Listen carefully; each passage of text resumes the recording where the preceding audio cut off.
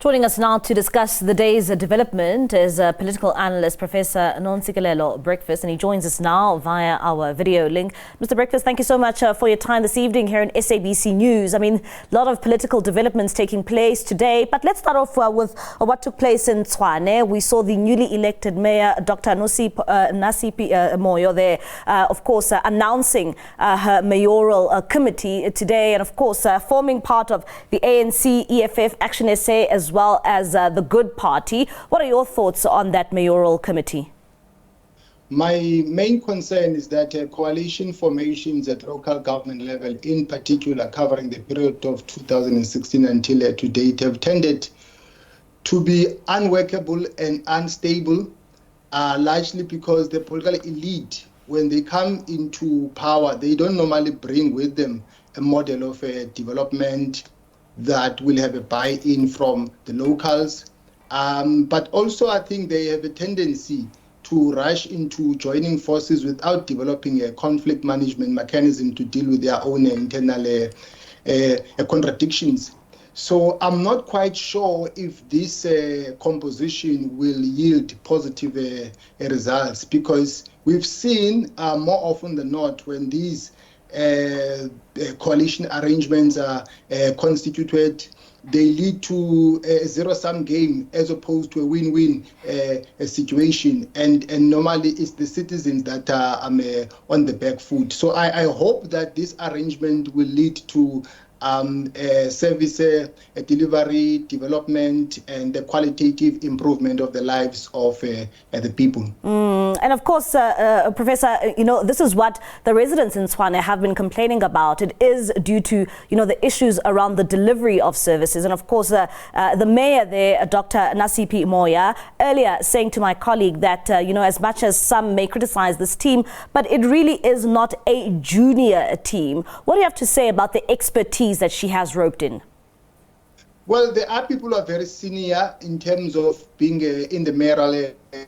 Even the mayor herself, I think she was the deputy mayor before she became a mayor, Dr. Nasipi Moyo. There are also other people from the ANC who have held strategic positions before. But I think the proof of the pudding is in the eating. Remember, politics and administration are like two sides of the same coin. So it's going to take a lot of doing for the political leadership to make sure that there is a change of heart in terms of how things are done in Tshwane. They need to work side by side with the officials and also with the citizens. I think the first thing that they need to do, in my view, is to hold a series of meetings with the locals, and then make the IDP, which is a 5-year strategic plan, alongside the LED. Those are anti-poverty policies that need to be introduced, and also attract investment and grow the economy, with the hope that there will be a trickling down effect. At the same time, talking about some of the reaction which has come out from the former mayor, he has described this as a coalition of chaos, and saying that, the roping in now of the EFF into the mayoral committee is bad news for the city of Tshwane. Your thoughts on that? I don't think that he saw this coming, that he was going to be dislodged from the helm of power. And also, you must remember that he feels betrayed by Action SA, that made a vow before that they will never work with the ANC because the ANC is corrupt, and then all of a sudden they changed gear and then worked with the ANC.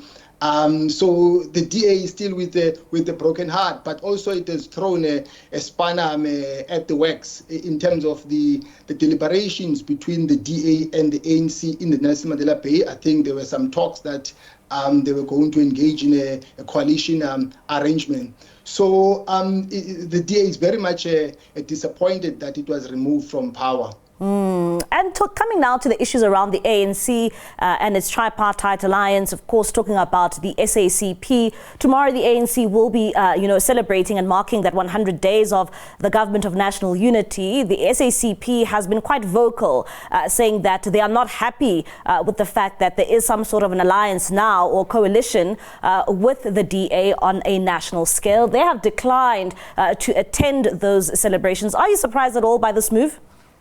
No, of course not, because what brings together the ANC, SACP, and COSATU is the National Democratic Revolution, which is a two-stage theory that you got to have a time whereby the revolution is led by the bourgeoisie class. I think that's the phase that we are in now. But at the same time, the working class must be made ready to take over. So I think the thesis that is being advanced by the Communist Party is that the second phase of the revolution is not going to be advanced under the current circumstances, and that it never gave this arrangement a buy-in.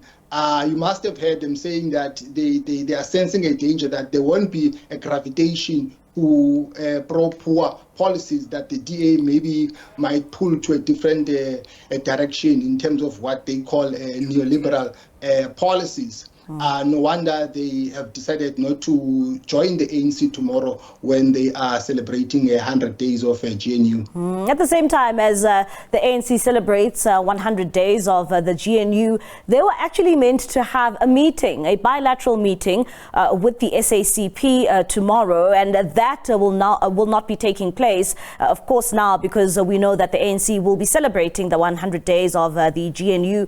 What does it say about the state of the relationship between the two?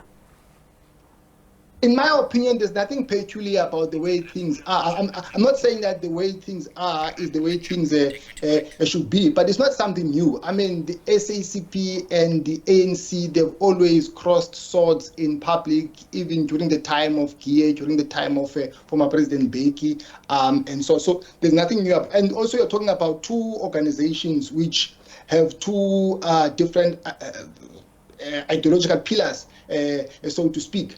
I mean, the Communist Party has its own constituency, which is the working class. The ANC is a broad church. So you will have those tensions. But also, I think what has compounded the situation is basically the public specs that we have seen between the SG of the ANC, the Secretary General of the Communist Party, and maybe also the Premier of Gauteng. They've not been speaking the same language. I've seen in one of the weekly newspapers the secretary of KZN of the ANC also taking a swipe at the SG of the Communist Party. So those postures, I think, are escalating the tension within the ANC.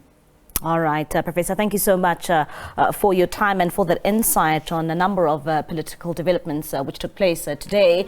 That is Professor Ntsikelelo Breakfast, political analyst there, giving us his insights in terms of what has unfolded today and what will continue throughout the week. Let's take a quick ad break. We'll have more news for you when we return. Stay with us.